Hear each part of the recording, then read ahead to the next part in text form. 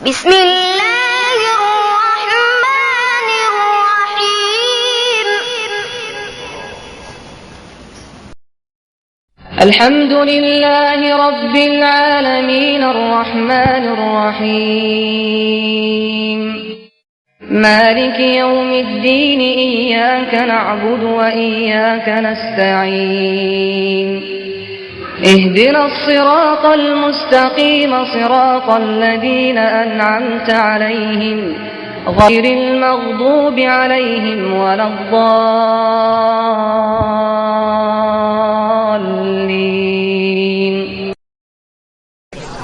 সম্মানিত উপস্থিতি, আমরা 2 দিন ব্যাপী ঐতিহাসিক তাফসীরুল কোরআন মাহফিলের আজকে শেষ রজনীতে এসে পৌঁছে গেছি। এ পর্যায়ে আপনাদের সামনে বক্তব্য পেশ করছেন, যার জন্য অধীর আগ্রহে আপনারা অপেক্ষা করছেন, সেই সুদূর মেহেরপুর থেকে আগত আপনাদের কাঙ্ক্ষিত মেহমান হযরত মাওলানা মোহাম্মদ আব্দুল হালিম। হযরত মাওলানা মোহাম্মদ আব্দুল হালিম, আমি ওনাকে ওনার সুললিত কণ্ঠে বক্তব্য পেশ করার জন্য বিনীতভাবে অনুরোধ করছি। আসসালামু আলাইকুম।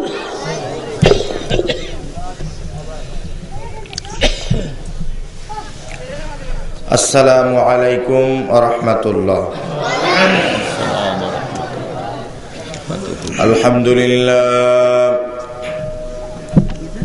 আলহামদুলিল্লাহ নাহমাদুহু ওয়া নাস্তাঈনুহু ওয়া নাস্তাগফিরুহু ওয়া নাউযু বিল্লাহি মিন শুরুরি আনফুসিনা ওয়া মিন সাইয়্যাতি আ'মালিনা।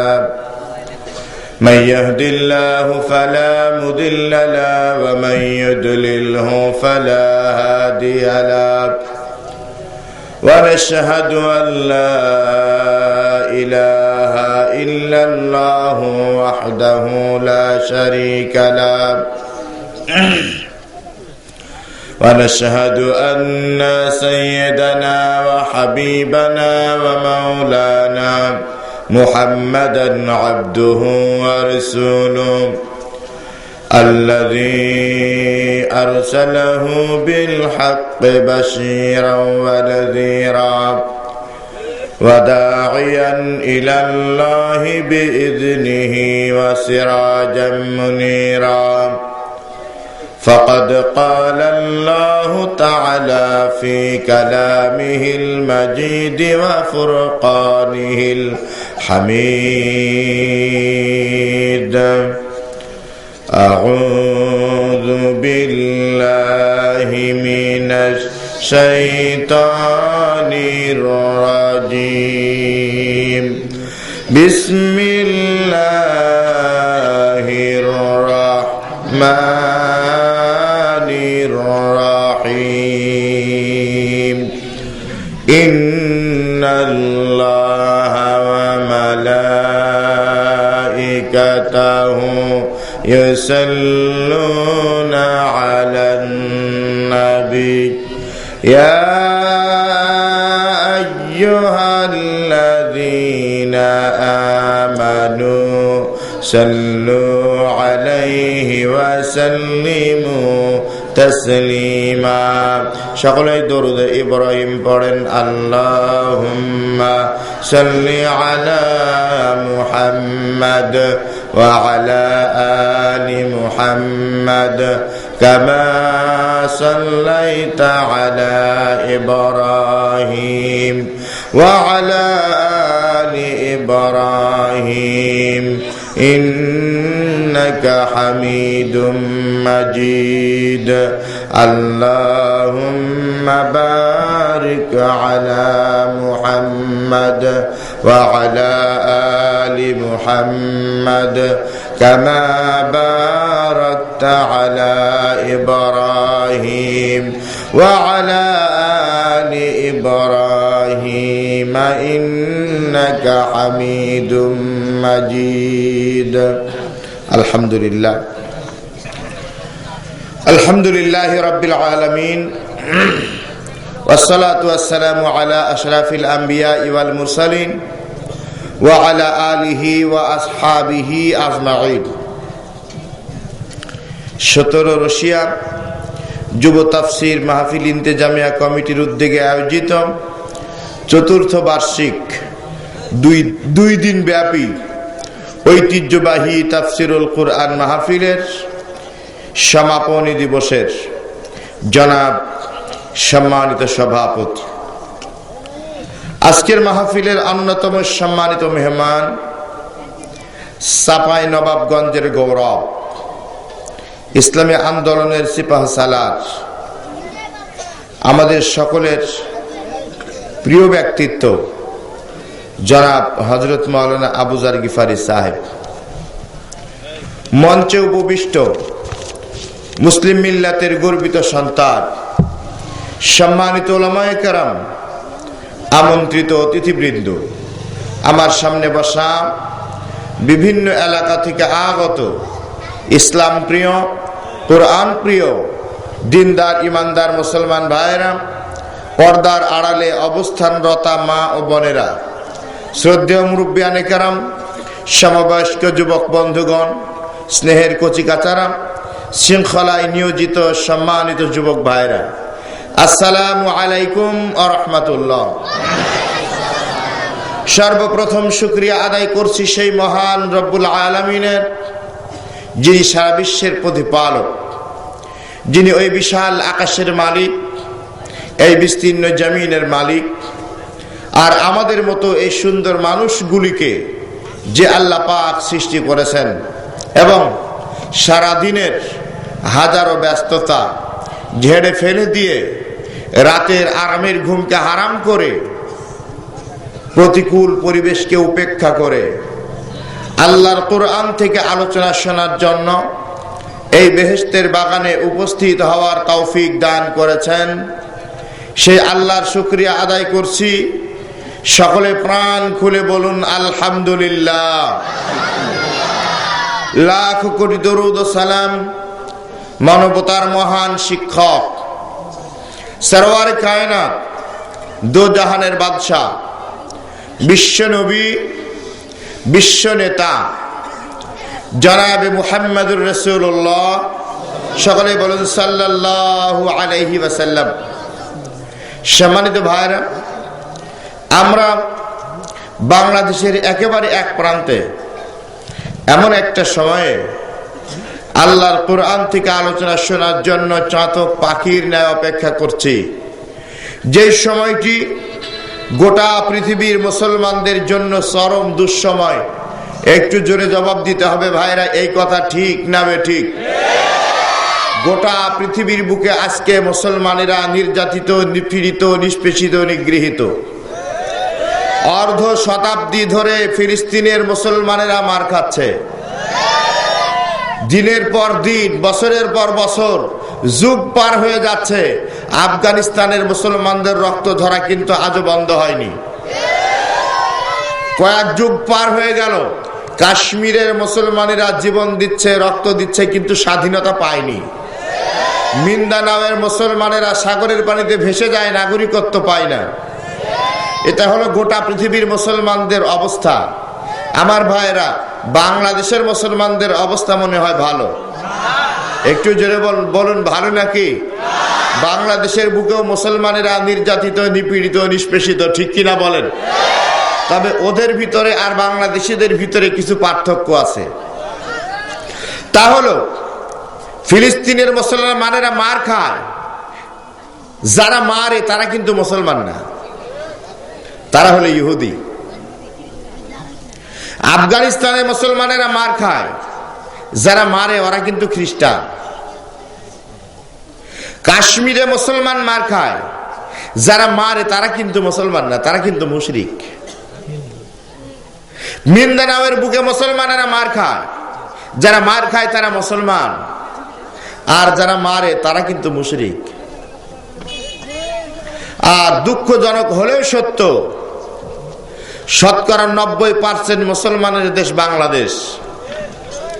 বাংলাদেশের বুকে যারা মার খায় তারাও মুসলমান, আর যারা মারে তারাও নিজেদেরকে মুসলমান বলে পরিচয় দেয়। যারা বলেন ঠিক না বেঠিক? এটা বাংলাদেশের মুসলমানদের জন্য চরম দুর্ভাগ্যের ব্যাপার। তবে একটি বিষয় মাথায় রাখতে হবে যে ইসলামের বিরুদ্ধে, আল্লাহর বিরুদ্ধে, কোরআনের বিরুদ্ধে, কোরআনের আইনের বিরুদ্ধে, ইসলামী আন্দোলনের বিরুদ্ধে, আল্লাহর দ্বীনের দায়ীদের বিরুদ্ধে এই অত্যাচার, নির্যাতন, চক্রান্ত, ষড়যন্ত্র আজকে নতুন কিছু নয়। পৃথিবীর শুরু থেকে শুরু হয়েছে অত্যাচার, নির্যাতন, এখনো চলতেছে, কিয়ামত পর্যন্ত চলবে, এই ব্যাপারে কোনো সন্দেহ নাই। কিন্তু আল্লাহর কোরআনের বিরুদ্ধে চক্রান্ত, ষড়যন্ত্র করে কোনোদিনও লাভ হয়নি। যেরকম লাভ হয়েছে নাকি? আল্লাহর কোরআনের বিরুদ্ধে চক্রান্ত করলে লস হবে, লাভ হওয়ার কোনো সম্ভাবনা নাই। লস তো হবেই, একদিকে তাদের লস হবে, অপরদিকে হাজারো চক্রান্ত আর ষড়যন্ত্র করে আল্লাহর কোরআনের বিরুদ্ধে আল্লাহর কোরআনকে পৃথিবীর বুক থেকে কখনো বিদায় করে দেওয়া সম্ভব হবে না। যেরকম সম্ভব হবে, হবে না। কারণ এই কিতাব নাজিল করেছেন, জোরে বলুন কে? হেফাজত করবেন কে? আল্লাহ। আমার ভাইয়েরা, সূরাতুল হিজর 9 নম্বর আয়াত, আল্লাহ রাব্বুল আলামিন বলেন, ইন্না নাহনু নাযালনা যিকরা ওয়া ইন্না লাহু লাহাফিজুন। আল্লাহ পাক বলেন, নিশ্চয় এই জিকির, এই কোরআন নাজিল করেছি আমি আল্লাহ, আর এর হেফাজতের সবটুকুন দায়িত্ব আমি আল্লাহ আমার নিজ হাতে গ্রহণ করেছি। আর যারা বলেন সুবহানাল্লাহ। আবার সূরাতুস সাফ 8 নম্বর আয়াত, আল্লাহ রাব্বুল আলামিন বলেন, ইউরিদুনা লিইউতফিউ নূরাল্লাহি বিআফওয়াহিহিম ওয়াল্লাহু মুতিম্মু নূরিহি ওয়ালাউ কারিহাল কাফিরুন। আল্লাহ পাক বলেন, ওরা চাই মুখের ফুৎকারে আল্লাহর নূরকে নিভিয়ে দিবে, কিন্তু আল্লাহ রাব্বুল আলামিন তার নূরকে পৃথিবীর বুকে প্রজ্বলিত রাখবেন, এতে কাফেরদের গায়ে যতই জ্বালা ধরুক না কেন। তার মানে হলো, কোরআনের কথা শুনলে, কোরআনের বিধানের কথা শুনলে যারা কাফের তাদের গায়ে জ্বালা ধরে যায়। ঠিক কিনা বলেন? কাদের গায়ে জ্বালা ধরে? কাফেরের গায়ে জ্বালা ধরে, কোন মুসলমানের গায়ে কখনো জ্বালা ধরে না। ইমানদার যারা, মুসলমান যারা, আল্লাহর কোরআন শুনলে ওদের গায়ে তো জ্বালা ধরে না, বরং তাদের ঈমান আরো বেড়ে যায়। জোরে বলুন সুবহানাল্লাহ। আমাকে একটু গরম পানি অথবা চা দিতে হবে। তাদের ঈমান বেড়ে যায়। এটা কিন্তু দুনিয়ার কোনো মানুষের কথা না। কার কথা? সূরাতুল আনফাল 2 নম্বর আয়াত, আল্লাহ রাব্বুল আলামিন বলেন, ইন্নামাল মুমিনুনা আল্লাযীনা ইযা যুকিরাল্লাহু ওয়াজিলাত কুলুবুহুম ওয়া ইযা তুলিয়াত আলাইহিম আয়াতুহু যাদাতুহুম ঈমানা ওয়া আলা রাব্বিহিম ইয়াতাওয়াক্কালুন। আল্লাহ পাক সূরা আনফালের শুরুতে খাঁটি মুমিন যারা, তাদের কোয়ালিটি আলোচনা করেছেন। খাঁটি মুমিনের কোয়ালিটি আলোচনা করতে গিয়ে আল্লাহ রাব্বুল আলামিন বলেন, নিশ্চয় নির্ভেজাল মুমিন যারা, খাঁটি মুমিন যারা, ওরা যখন আল্লাহ রাব্বুল আলামিনকে স্মরণ করে তখন আল্লাহর ভয়ে ওদের অন্তর কাঁপতে থাকে। আর যখন তাদের সামনে কোরআনে কারীম তিলাওয়াত করা হয়, আল্লাহর কোরআনের তিলাওয়াত যখন শোনে, আল্লাহর কোরআনের আলোচনা যখন শুনতে থাকে, তখন তাদের ঈমান যেন আস্তে আস্তে বাড়তে থাকে। আর ঈমানদারেরা ভরসা করে শুধুমাত্র, জোরে কন্ত, কার উপরে? দুনিয়ার কোন মানুষের উপরে ঈমানদার কখনো, জোরে কন, ভরসা করে নাকি? দুনিয়ার কোনো মানুষকে জিম্মাদার ইমানদার রাখে না। দুনিয়ার কোনো মানুষের কাছে ইমানদার কখনো প্রাণ ভিক্ষাও চায় না। জোরে কোন ঠিক কিনা? ইমানদার ভরসা করে কার উপরে?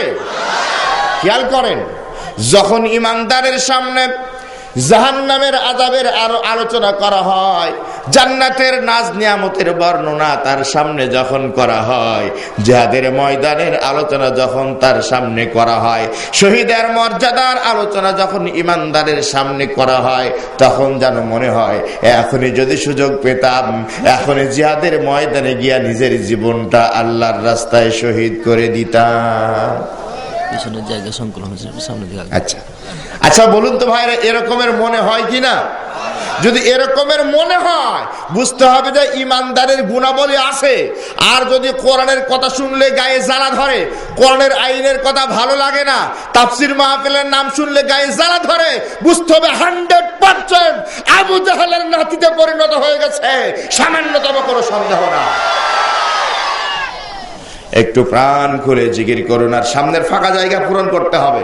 এই সামনের ফাঁকা জায়গা পূরণ করে পিছনের ভাইদের জন্য ব্যবস্থা করুন, যে সকলে নড়তে হবে একটু, সমস্যা নইলে। আর সামনে এগিয়ে আসুন আর জিকির করুন, সুবহানাল্লাহ ওয়ালহামদুলিল্লাহ লা ইলাহা ইল্লাল্লাহ, সুবহানাল্লাহ ওয়ালহামদুলিল্লাহ লা ইলাহা ইল্লাল্লাহ, সুবহানাল্লাহ ওয়ালহামদুলিল্লাহ লা ইলাহা ইল্লাল্লাহ, সুবহানাল্লাহ ওয়ালহামদুলিল্লাহ লা ইলাহা, আরো জোরে সুবহানাল্লাহ ওয়ালহামদুলিল্লাহ লা ইলাহা ইল্লাল্লাহ, লা ইলাহা ইল্লাল্লাহ। আকাশের মালিক যে আল্লাহ, জমিনের মালিক সে আল্লাহ, লা ইলাহা ইল্লাল্লাহ, লা ইলাহা ইল্লাল্লাহ, লা ইলাহা ইল্লাল্লাহ। আলহামদুলিল্লাহ। আমার ভাইরা, আমি যে কথা বলছিলাম, ইমানদার যারা আল্লাহর কোরআন শুনলে তাদের ইমান বাড়ে, আর কাফের যারা তাদের গায়ে জ্বালা ধরে, আল্লাহ পাক বলেন ওদের গায়ে যতই জ্বালা ধরুক না কেন, তাতে আল্লাহর কোনো যায় আসে না। ঠিক কিনা বলেন? আমার ভাইরা, এই জন্য আল্লামা ইকবাল রহমতুল্লাহ আলাইহি সুন্দর করে বলেন, সতদা কারহা হ্যাঁ अजल से टाइम रोज सतेदा का रहा है, अजल से टाइम रोज चरागे मुस्तफा बीचे शरारे बुल হাবিব। আল্লামা ইকবাল রহমতুল্লাহ আলাইহি বলেন, সেই ১৫০০ বছর আগ থেকে আখিরি জামানার পয়গম্বর নবী মুহাম্মদুর রাসূলুল্লাহ সাল্লাল্লাহু আলাইহি ওয়াসাল্লামের নূরকে নিভিয়ে দেওয়ার জন্য পৃথিবীর একদল মানুষ ব্যস্ত হয়ে পড়েছে। কিয়ামত পর্যন্ত ওরা চক্রান্ত আর ষড়যন্ত্র করবে, কিন্তু আল্লাহর নবীর নূরকে নিভানোর ক্ষমতা কখনো ওদের হবে না। আমার ভাইরা, ওরা শুধু কোরআনের বিরুদ্ধেই কথা বলে না, আমার নবীর আদর্শের বিরুদ্ধেও কথা বলে। জোরে বলেন ঠিক কিনা? আমার নবী সম্পর্কে উল্টা পাল্টা কথা বলে, এরকমের শয়তানের গোলাম দুনিয়ার বুকে জোরে করা আছে না নাই? বাংলাদেশে নাই? নবীর বিরুদ্ধে, খেয়াল করেন, কোরআনের আইন যাদের ভালো লাগে না, নবীর বিরুদ্ধে কথা বললে তাদের খারাপ লাগে না। যাদের কোরআনের বিধান ভালো লাগে না, নবীর বিরুদ্ধে কথা বললে তাদের খারাপ লাগে না।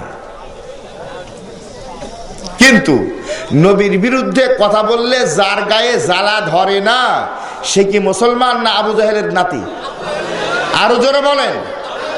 কবি নজরুল ইসলাম এই কথাই বলতেন যে নবীর বিরুদ্ধে কথা শোনার পর যার ইমানে আঘাত লাগে না, সে মুসলমান না, মুসলমান নামের কলঙ্ক, এই ব্যাপারে কোনো সন্দেহ না। সম্মানিত ভাইরা, ভূমিকা বেশি দিলে আলোচনা বেশি হবে, এই জন্য ওদিকে যাব না। ছোট্ট একটা আয়াত তিলাওয়াত করে আজকে তার উপরে আপনাদের সামনে অল্প কিছু কথা বলবো। সম্মানিত ভাইরা, এমন একটা আয়াত মঞ্চে আসার পর আমি মানসিকভাবে আজকে বেছে নিলাম, যেটা অতীত এবং বর্তমানের তুলনামূলক আলোচনা করা যাবে, কিন্তু যে বিষয়টা আমাদের কাছে সকলের কাছে পরিচিত একটা বিষয়। কথাগুলি খুব পরিচিত, কিন্তু অতীত এবং বর্তমান নিয়ে তুলনামূলক আলোচনা করে শিক্ষা গ্রহণ করা খুব সহজ হবে।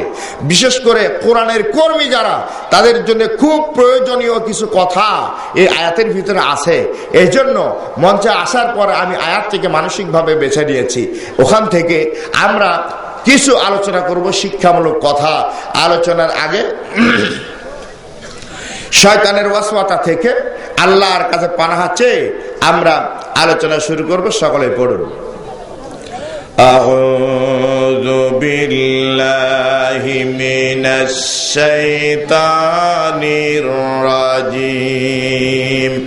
বিসমিল্লাহির রাহমানির রাহিম।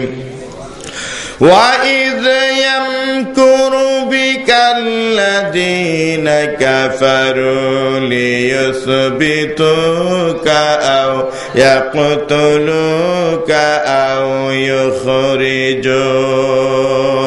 وَيَمْكُرُونَ وَيَمْكُرُ اللَّهُ وَاللَّهُ خَيْرُ الْمَاكِرِينَ। সাদাকাল্লাহুল আযীম। সম্মানিত ভাইরা, আমি আপনাদের সামনে পবিত্র কোরআনে কারিমের 9 নম্বর পারা 8 নম্বর সূরা, সূরার নাম সূরাতুল আনফাল, 30 নম্বর আয়াত, ছোট্ট একটা আয়াত তিলাওয়াত করেছি। তবে আগেই বলে নেই, যদিও ছোট্ট একটি আয়াত তিলাওয়াত করেছি, এরপরও এই আয়াতের হক আদায় করে আলোচনা কমপ্লিট করার জ্ঞান এবং যোগ্যতা, এই দুইটির একটিও কিন্তু আমার নাই। কারণ হলো, সম্মানিত ভাইরা, আপনারা যেমন মানুষ, আমিও কিন্তু আপনাদের মতনই একজন সাধারণ মানুষ। আর মানুষ সম্পর্কে আল্লাহ পাক বলেছেন, ওমা উতিতুম মিনাল ইলমি ইল্লা কলিলা। আল্লাহ পাক বলেন, আমি মানুষকে খুব সামান্যতম জ্ঞান দান করেছি। আর কোরআন হলো জ্ঞানের এক মহাসাগরের নাম। সকলে বলুন সুবহানাল্লাহ। আমার ভাইয়েরা, সূরাতুল কাহফ 108 নম্বর আয়াত, আল্লাহ রাব্বুল আলামিন বলেন, قُلْ لَوْ كَانَ الْبَحْرُ مِدَادًا لِكَلِمَاتِ رَبِّي لَنَفِدَ الْبَحْرُ قَبْلَ أَنْ تَنْفَدَ كَلِمَاتُ رَبِّي وَلَوْ جِئْنَا بِمِثْلِهِ مَدَدًا। আল্লাহ পাক বলেন, হে নবী, আপনি বলুন, সারা দুনিয়ার সমস্ত পানিগুলি যদি কালি হয়ে যায়, আর আমি আল্লাহর কালিমার ব্যাখ্যা লেখা শুরু হয়ে যায়, লিখতে লিখতে সারা দুনিয়ার সমস্ত পানিগুলি শেষ হয়ে যাবে, কিন্তু আমার আল্লাহর কালিমার ব্যাখ্যা লেখা কখনো শেষ হবে না। আরো জোরে বলুন সুবহানাল্লাহ। কোরআন জ্ঞানের এমন এক মহাসাগরের নাম। আমরা এই সূরার নাম সূরাতুল আনফাল। এই সূরার প্রথম আয়াতের মাঝখানে আনফাল শব্দটি আল্লাহ পাক ব্যবহার করেছেন, ওখান থেকে এই সূরার নামকরণ করা হয়েছে সূরাতুল আনফাল। নাজিল হয়েছে মদিনায়, আয়াত সংখ্যা 75, রুকু সংখ্যা হচ্ছে 10। বদর যুদ্ধের সমসাময়িক সময়ে আল্লাহ রাব্বুল আলামিন সূরাতুল আনফাল অবতীর্ণ করেছেন। আমার ভাইরা, বদর যুদ্ধের চিত্র, বদর যুদ্ধের ইতিহাস আল্লাহ পাক এই সূরার ভিতরে আলোচনা করেছেন। তো আমি ওদিকে যাব না। এই আয়াতের ভিতরে যে চিত্রটি আল্লাহ পাক কিয়ামত পর্যন্ত যারা নবীর উম্মত হবে তাদের জন্য শিক্ষার জন্য তুলে ধরেছেন, সেই চিত্রটি আপনাদের সামনে আজকে পেশ করব। আল্লাহ পাক কি বলেন একটু খেয়াল করি আমরা। আল্লাহ রাব্বুল আলামিন বলেন, وَإِذْ يَمْكُرُ بِكَ الَّذِينَ كَفَرُوا আল্লাহ পাক বলেন, নবী আমার স্মরণ করুন সেই সময়ের কথা যখন মক্কার কাফেরেরা আপনার বিরুদ্ধে চক্রান্ত করেছিল, ষড়যন্ত্র করেছিল, মকর করেছিল। আমার নবীর বিরুদ্ধে মক্কার আবু জাহেলের গোষ্ঠীরা চক্রান্ত করেছে, ষড়যন্ত্র করেছে। এই কথা ঠিক না বেঠিক? আরো জোরে কন। আমাদের সমাজে খেয়াল করেন, আমাদের সমাজে এক দল মানুষ এমন আছে যারা চায়ের দোকানে বসে বসে মাঝে মাঝে কয় যে দোষ যদি না থাকে তো কাউকে এমনি ধরে। আচ্ছা বলেন তো ভাইরা, এরকমের মানুষ আছে না নাই? ওরা মিস্টার ইবলিসের 5 আটা গোলাম, ওরাও বাতিলের দোসর, সামান্যতম কোনো সন্দেহ না। এই পৃথিবীর সর্বকালের সর্বযুগের সর্বশ্রেষ্ঠ মহামানব আমার আপনার নবী মুহাম্মদুর রাসূলুল্লাহ সাল্লাল্লাহু আলাইহি ওয়াসাল্লাম, কি অপরাধ ছিল তার? মক্কার কাফেরেরা কেন তার বিরুদ্ধে চক্রান্ত ষড়যন্ত্র করেছিল? শুধু তিনি নন, এই পৃথিবীর বুকে যত নবী এবং রসুলের আগমন ঘটেছে, সকল নবী এবং রসুলের বিরুদ্ধে চক্রান্ত আর ষড়যন্ত্র হয়েছে। ঠিক কিনা বলেন? খেয়াল করেন, হযরতে নূহ আলাইহিস সালাম, কয়েকটা একটা করে বলি। হযরত নূহ আলাইহিস সালাম আল্লাহর একজন বিশিষ্ট নবী ছিলেন। তার উপরে ওহী নাজিল হওয়ার আগ পর্যন্ত, নবুয়ত প্রাপ্ত হওয়ার আগ পর্যন্ত তার সমাজের নেতারা আল্লাহ নবী নূহ আলাইহিস সালামকে বড় ভালোবাসত। কিন্তু যেদিন তিনি বলেছেন লা ইলাহা ইল্লাল্লাহ, সেদিন ওই দেশের নেতাদের গায়ে জ্বালা ধরে গেছে। ওই দেশের নেতারা বলেছে যে নূহ, তোমাকে নিয়ে আমাদের অনেক আশা ছিল, তোমাকে নিয়ে সমাজের মানুষ অনেক আশা করত, কিন্তু শেষ পর্যন্ত তোমার যে মাথা খারাপ হয়ে যাবে, তুমি যে পাগল হয়ে যাবে, আমরা বুঝতে পারিনি। জোরে বলুন নাউজুবিল্লাহ। আমার ভাইরা, তাহলে হযরত নূহ আলাইহিস সালাম কি পাগল ছিলেন? জোরে বলুন, পাগল ছিলেন? পাগল ছিলেন না। নূহ আলাইহিস সালামকেও সমাজের মানুষেরা পাগল বলেছে। আমার দেশের দিকে তাকান, বিশ্ববিদ্যালয়ের বারান্দায় কয়েকদিন হাঁটা চলার পর ডিগ্রি একটা নিয়ে যখন এলাকায় আসে, তখন মনে করে যে ওজা বোঝে, যারা মাদ্রাসায় পড়েছে, কামিল পাস করেছে, মসজিদে ইমামতি করে, মাদ্রাসায় শিক্ষকতা করে, এরা কিছুই বোঝে না, এরা জন্মের পাগল। এরকম চেতনার মানুষ কিন্তু বাংলাদেশেও আছে। ভাইরা বলেন ঠিক না বেটি?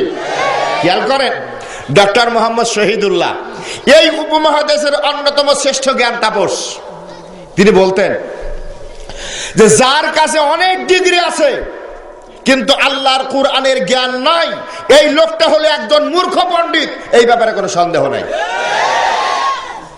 যার কাছে কোরআনের জ্ঞান নাই, তার কাছে কিছুই নাই। আর আমার নবী কি বলেছেন? আমার নবী বলেন, ইন্নাল্লাযী লাইসা ফী জাওফিহি শাইউম মিনাল কুরআনি কাল বাইতিল খারিব, যে যেই দেহের ভিতরে কোরআন নাই, এই দেহটা একটা বিরান বাড়ির সমতুল্য, একটা ছাড়া বাড়ির সমতুল্য। বিরান বাড়িটা কেমন? 50 বছর আগে মানুষ বসবাস করতো, এখন আর কেউ ওই বাড়িতে থাকে না। এরকমের একটা বাড়ি যদি 50 বছর ধরে মানুষের বসবাস না থাকে, এই বাড়ির ভিতরটা কি পরিষ্কার থাকার সম্ভাবনা আছে? মানুষ না থাকলেও কিছু না কিছু থাকার কথা। ভাইরা কি থাকতে পারে বলতে পারেন? যে একজন সাপ, বিচ্ছু, ইঁদুর, এরপরে চাঞ্চিকে হুতুম পেশা, ঠিক কিনা? আচ্ছা, এগুলি যেখানে থাকে ওখানে মনে হয় সুগন্ধ পাওয়া যায় নাকি? ওর ভিতরে যদি কেউ হঠাৎ করে প্রবেশ করে, নাক ধরে প্রবেশ করলেও বমি হওয়ার সম্ভাবনা আছে। ওরা এই বাড়িটাকে দুর্গন্ধ বানিয়ে দিয়েছে। তো যেই ব্রেনের ভিতরে আল্লাহর কোরআনের জ্ঞান থাকে না, যেই দেহের ভিতরে আল্লাহর কোরআনের জ্ঞান থাকে না, শয়তান ওই দেহটাকে এরকমের দুর্গন্ধ বানিয়ে দিয়েছে, নাপাক বানিয়ে দিয়েছে। এই জন্য ওদের কাছে আল্লাহর কোরআনের বিধান এখন আর ভালো লাগে না। বিশ্ববিদ্যালয়ে পড়ার পর, ডিগ্রি অর্জন করার পর নাস্তিকের ভূমিকায় অবতীর্ণ হয়, আল্লাহর বিরুদ্ধে কথা বলে, নবীর বিরুদ্ধে কথা বলে, কোরআনের বিরুদ্ধে কথা বলে, আলেমদের বিরুদ্ধে কথা বলে। ঠিক না বে ঠিক? আমার ভাইরা, ওরা হযরত নূহ আলাইহিস সালামকে বলেছে পাগল, কিন্তু আমার নবী আল্লাহর পয়গম্বর হযরত নূহ আলাইহিস সালাম পাগল ছিলেন না। এরপর আল্লাহর বিশিষ্ট আরেকজন নবী হযরতে মূসা আলাইহিস সালাম তিনি যখন বলেছেন লা ইলাহা ইল্লাল্লাহ, ফেরাউনের গোষ্ঠীরা বলেছে আল্লাহর পয়গম্বর মূসা আলাইহিস সালাম মস্ত বড় একজন জাদুকর। নাউজুবিল্লাহ বলেন। আচ্ছা, মূসা আলাইহিস সালাম কি জাদুকর ছিলেন? জাদুকর ছিলেন না। যুগে যুগে ইসলামের দুশমনেরা ইসলামপন্থীদের বিরুদ্ধে বিভিন্ন রকমের অপবাদ দিয়েছে। এখন আর দেয় না? আসতে বলেন। তখন বলতো জাদুকর, এখন কি কর?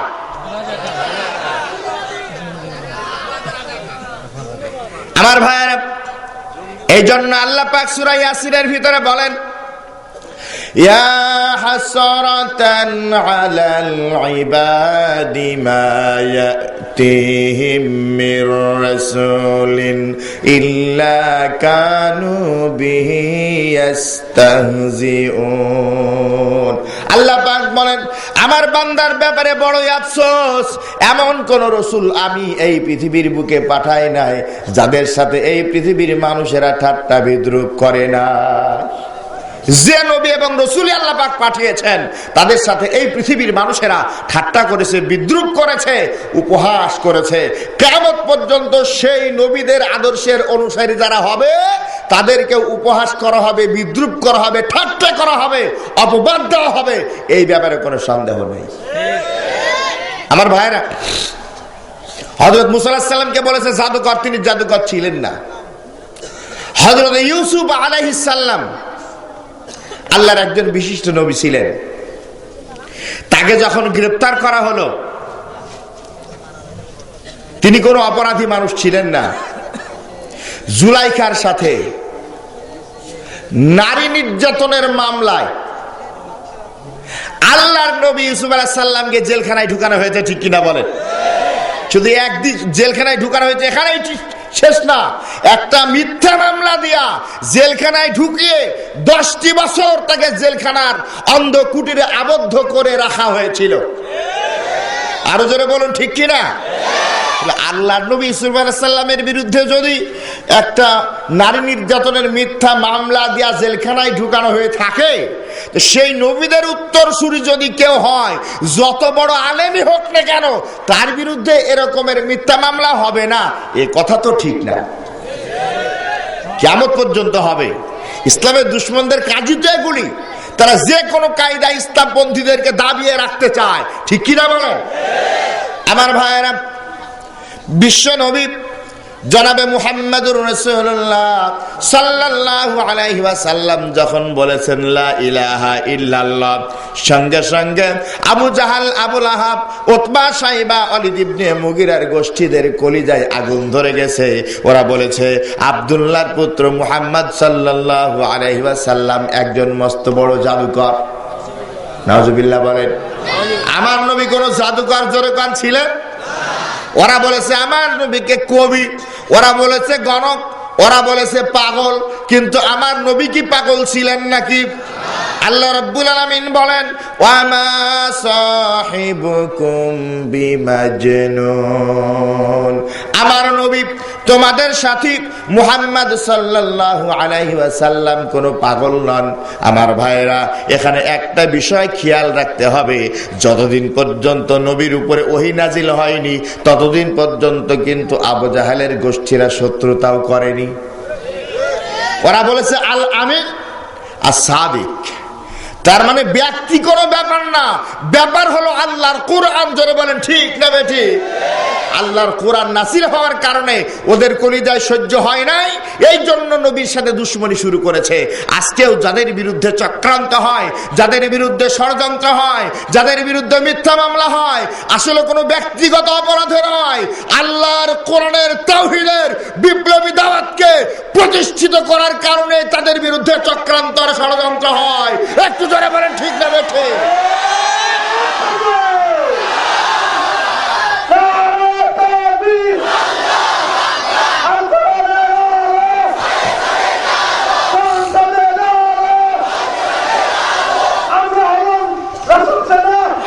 আলহামদুলিল্লাহ। সম্মানিত ভাইরা, আমার নবীকে মক্কার কাফেরেরা বলেছে পাগল, শুধু এখানেই শেষ না, খেয়াল করেন আল্লাহর কোরআনের বিরুদ্ধে তাদের দুশ্মনীটা কেমন ছিল, যে আল্লাহর কোরআন তাকে পাগল বলে কোরআন থেকে মানুষদেরকে দূরে সরিয়ে রাখতে চায়। আল্লাহর নবীর আদর্শ যেন প্রতিষ্ঠিত হতে না পারে, আল্লাহর বিধান যেন প্রতিষ্ঠিত হতে না পারে, এই জন্য কোরআন থেকে ওরা মানুষদেরকে সরিয়ে রাখতে চেয়েছিল। কিন্তু আসলে চক্রান্ত করে, ষড়যন্ত্র করে আল্লাহর কোরআন থেকে মানুষদেরকে কখনো সরিয়ে রাখা যায় না। আমার নবী বলেছেন, লা তুহসা আযাইবুহু, এটা হলো বিস্ময়কর একটি কিতাব। এই কিতাব যতই শোনা যায় ততই মজা লাগে। ওয়ালা তুবলা গরাইবুহু, এটা কখনো পুরাতন হবে না। পুরাতন হবে কোরআন কখনো? খেয়াল করেন যে একটা মানুষ একটা জামাই 1 বছর গায়ে দেয়, ঈদের সময় যখন আসে তখন ইচ্ছে হয় একটি নতুন জামা কিনে এরপরে গায়ে দিয়ে ঈদের ময়দানে যাওয়ার জন্য, ঠিক কিনা বলেন? যদি 5-6 বছরের বাচ্চা ছেলে থাকে, ওরে যদি আপনি ঈদের দিন নতুন পোশাক কিনে না দেন তো আপনার বাড়িতে ঈদের দিনের 12:30 এই বাচ্চা কিন্তু বাজিয়ে দেবে। আপনার স্ত্রী যতই ভদ্র আপনি বলেন না কেন, ঈদের দিন যদি সুন্দর একটি শাড়ি কিনে না দেন, ঈদের দিনের হাসি মুখ দেখা আপনার নসিবে জুটবে না। এটা কিন্তু সবচেয়ে চরম বাস্তবতা।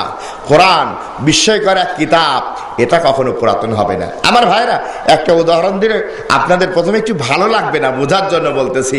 আমার ভাইরা, আজকের বাংলাদেশ তো অপসংস্কৃতিতে সয়লাভ হয়ে গেছে, বলেন তো ভাইরা, ঠিক না বেঠিক? অপসংস্কৃতিতে সয়লাভ। আর এই বাংলার মুসলিম যুবকদের চরিত্র ধ্বংস করার জন্য যে অপসংস্কৃতি চালু হয়েছে, এর হেড অফিস হচ্ছে ইন্ডিয়ার বম্বে। ওখান থেকে সাপ্লাই হয় আর মুসলিম যুবকদের চরিত্র ধ্বংস করার জন্য ব্যবহৃত হয়। তো যা হোক, আজ থেকে 20 বছর আগে সংস্কৃতির জগতে যে সকল গান চলতো, আচ্ছা বলেন তো ভাইরা, এখন কি চলে? এখন চলে? এক সময় গান চলতো, বন্ধু 3 দিন তোর বাড়ি গেলাম, দেখা পালাম না। কিছুদিন চলার পর এটা পুরাতন হয়ে গেছে। মানুষের যে নতুন পুরাতন জিনিস ভালো লাগে না, নতুন কিছু চাই, এটা হচ্ছে মানুষের নেশা, আকর্ষণ। এটা কিছুদিন চলার পর পুরাতন হয়ে গেল, আর ভালো লাগে না, তো একটা নতুন কিছু চাই। তো নতুন কিছু কি চাই? তো তখন শুরু হলো যে বেদের মেয়ে জ্যোৎস্না আমায় কথা দিয়েছে। আচ্ছা, কিছুদিন চলার পরে এটাও পুরাতন হয়ে গেছে, ভালো লাগে না, একটা নতুন কিছু চাই। তো নতুন কিছু কি চাই? তখন কয় যে চালের উপরে লট্টন কবুতর ওরে বাক্কা বাকুন। কিছুদিন চলার পরে এটাও পুরাতন হয়ে গেল, ভালো লাগে না, একটা নতুন কিছু চাই। তো নতুন কিছু কি চাই? তখন কয় যে আমার বাপকে একটা চশমা কিনেতে। কিছুদিন চলার পর এটাও পুরাতন হয়ে গেল, ভালো লাগে না, নতুন কিছু একটা চাই। তখন কি চাই? তখন কয় যে আমি জ্ঞান হারাবো, মরিয়ে যাব। কিছুদিন চলার পর এটাও পুরাতন হয়ে গেছে, আর ভালো লাগে না, একটা নতুন কিছু চাই। তো নতুন কিছু কি চাই? তখন কয় বন্ধু যখন বউ লইয়া আমার বাড়ির সামনে দিয়ে হাইটটা যায়, আমার দেশের যুবকদের বুকটা তখন ফাইটটা যায়। কিছুদিন চলার পর এটাও পুরাতন হয়ে গেল, ভালো লাগে, একটা নতুন কিছু চাই। তখন কি চাই? দেখলাম আমার দেশের যুবকদের মুখে মুখে পাগলু। আর কিছুদিন পরে আবার দেখি গেঞ্জির পিছনে পিছনে লেখা পাগলু 2। এখন কি চলে আমি বলতে পারবো না, তাই বলতে পারলাম না। সম্মানিত ভাইরা, যা হোক, নতুন জিনিসের প্রতি মানুষের আকর্ষণ বেশি, পুরাতন জিনিস ভালো লাগে না। কিন্তু আমার ভাইরা, আজ থেকে 1500 বছর আগে আল্লাহ রাব্বুল আলামিন কোরআনে কারীম নাজিল করেছেন, প্রতিদিন 5 ওয়াক্ত নামাজের ভিতরে